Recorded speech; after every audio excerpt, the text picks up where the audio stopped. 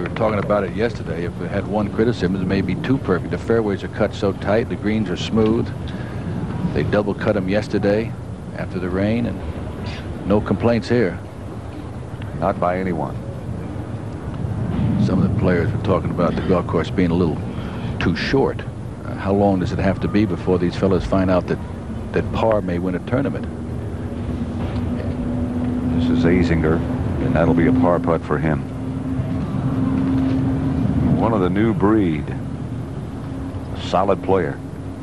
Did a piece on him yesterday with the new breed, and after his win at the Phoenix Open.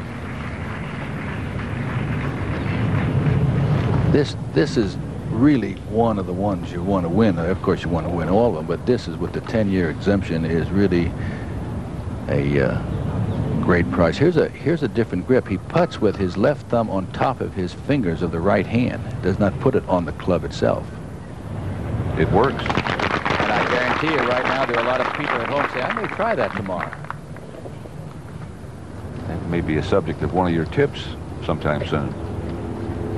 Now here's a fellow, Jeff Sluman, one of the new breed we haven't done much about, just kind of quietly waiting there. He's not a tall person. He's very small stature, but this can be very big right here. This putt is to go 13 under, and Sluman would tie O'Meara at 13 under and tie for the lead. How about this? Hello. Solid. No problem. So Sluman and O'Meara at -13. Lyle and Simpson at -12. Norman and Azinger at 11.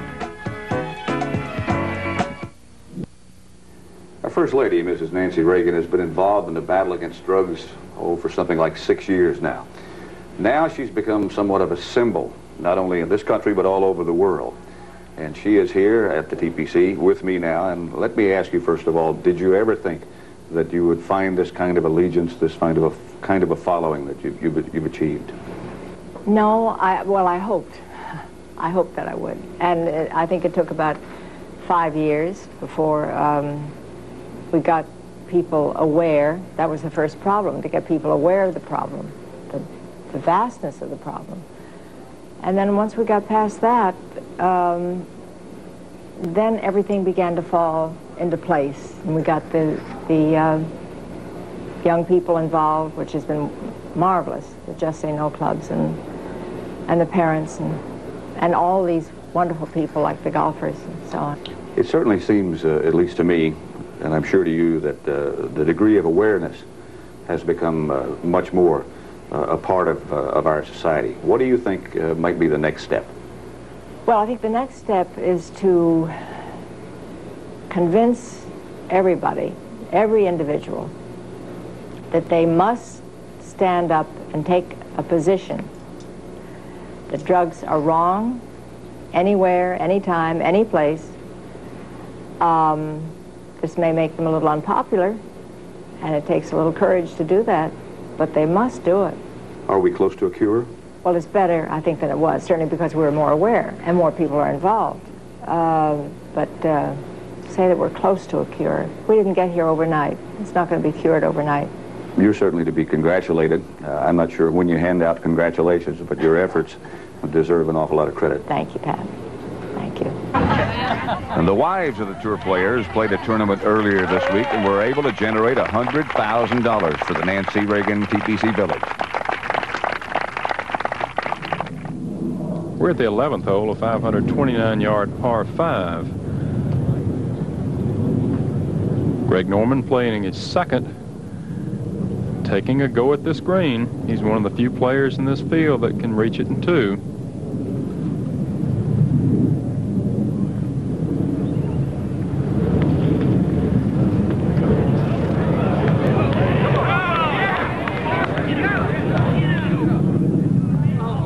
That's a huge second shot. Just caught the top of the bunker that fronts this long washboard type green, and he may be in a bunker that's half grass, half sand, so he could be faced with a very difficult third.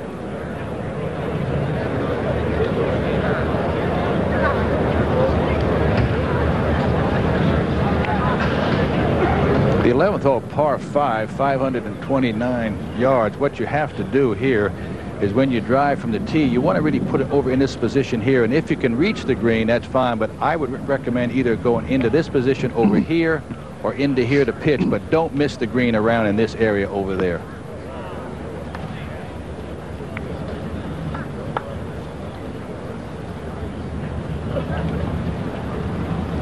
The 11th is a wonderful example of strategic design, as you can lay up short right or long left.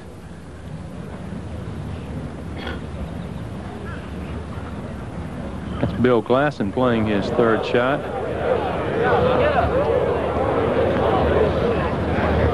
They chose the safer or shorter route to the right, but we're left with a much longer third. Today's pin at the top as we go back to 10.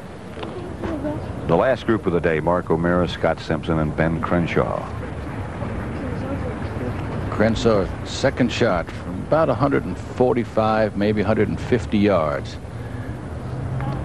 First 9 was hard on him.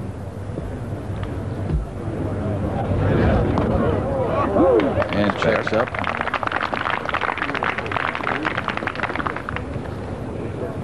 He is 5 over today, playing the 10th hole now. This hole's not that long, 10. No, getting those trees to the right, you got severe problems. You get that waste bunker, waste area to the left. It's really about almost 2 greens. You draw a circle around the front and the back. They're 2 different positions, and of course the green is 100 feet long. So when they put the hole in the back right, it makes a much longer shot to it because you've got the bunker in play. In the left front, there is not any bunker at all. But here, it's position off the tee. That's all you care about, how to drive it right where this ball is right there. That's O'Meara.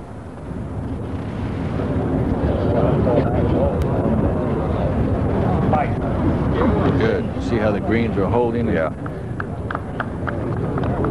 But see the length of that green, Pat? It goes all the way from the front. You would be, that really is a difference of almost sometimes 3 clubs. Scott Simpson will be next to hit. He's 145 yards away.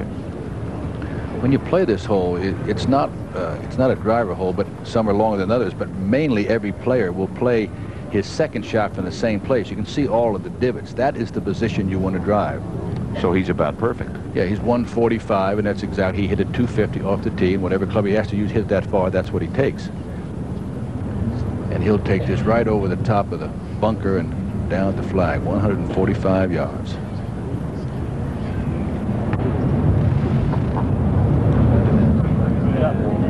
Go. Good shot. 211. Well, Norman looking over what could be a very difficult third, depending on whether his ball rests in grass or sand. If he's in the grass bank of that bunker, then he's got a lot easier shot. Problem, of course, is vision, which doesn't appear he can see the flagstick. This is what Pete Dye is so famous for. The pin is at the very topmost portion of the green, and directly behind the pin it drops back down into another deep bunker which surrounds this green. This shot would be a lot easier if the greens were firmer. He could hit his ball short of the flagstick and let it run back there, but with all this moisture, it's made this shot a lot harder.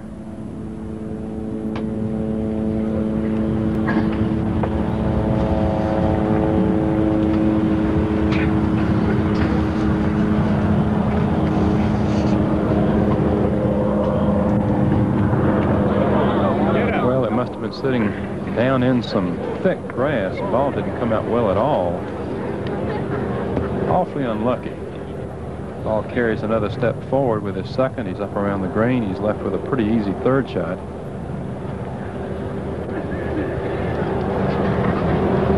And in fairness to the golf course and to Pete Dye, with the changes they've made from the suggestions from the players, the course has gotten easier. Kenny and Pat talked about it at the top of the show.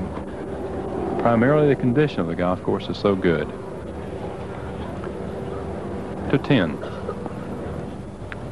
This is one of the changes. This green is one of the ones that has been rebuilt. This, again, is the last group of the day. Mark O'Meara, Scott Simpson, and Ben Crenshaw. They've made them a little bit more level. Yeah, this one here, they have lengthened. I mean, they have put a little more on the back right and made it much much more level because it had such a big undulation in it. So they have become a little bit lenient on some places. They had some moderation on holes 1, 2, 3, 10, and 12. But to flatten this out and give a little more room on the back right, I think makes an excellent pin placement for a hole that's this length of 395 yards. So O'Mara is coming down the hill. This putt has to move just a hair to his right, but he's 13, tied with Sluman at 13.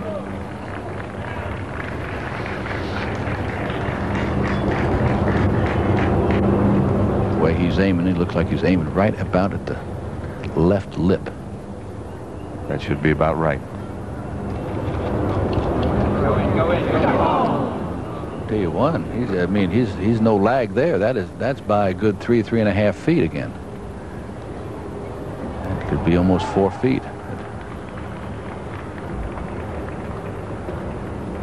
You know, you look at it, Pat, you think about well, he's charging by. Well, if you get lagging the putt, then you can't make a move. You have to make something happen.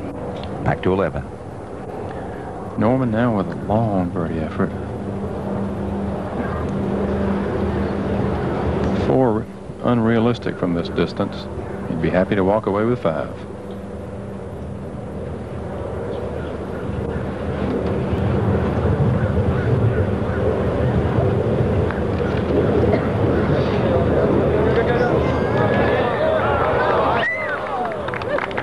Good effort, but he has some work left for the 86 British Open champion and last year's leading money winner. To 10. Crenshaw now for birdie. Started the day at 12 under, is now 7 under, and disappointing front 9 holes. 41. Look out. That'll help some. He goes back to -8.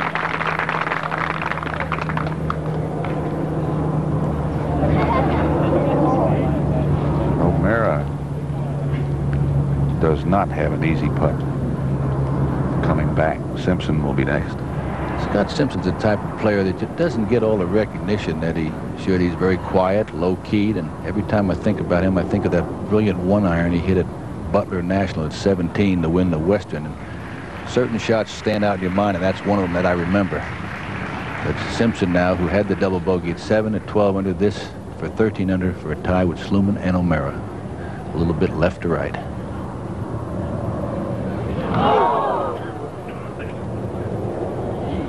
Back to 11. Bill Glasson for birdie. Yes, sir. So Bill Glasson moves to 10 under. To 10. Simpson with work left for par. Started the day at tied with lead with Mark O'Mara, and that double bogey was very costly. It's 2 over for today's round, and this for par to remain 2 over for today's round and 12 under.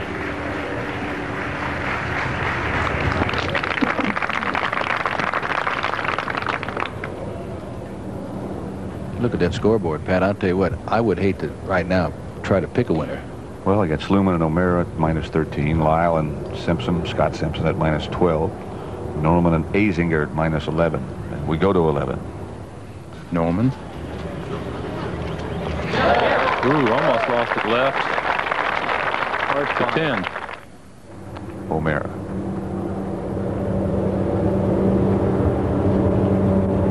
When you can putt the short putts well, that's when you start charging the longer ones. And this dictates how much you want to charge of how good your nerves are on these. Oh, that's costly. Costly on a hole like that. With a great opportunity for birdie from where he was. Walks away now with bogey, and Sluman, who is 5'7", 135 pounds, takes the lead. Jeff Sluman in at -13, O'Mara, Lyle and Simpson at -12, Norman and Azinger at 11. A lot of golf left to play.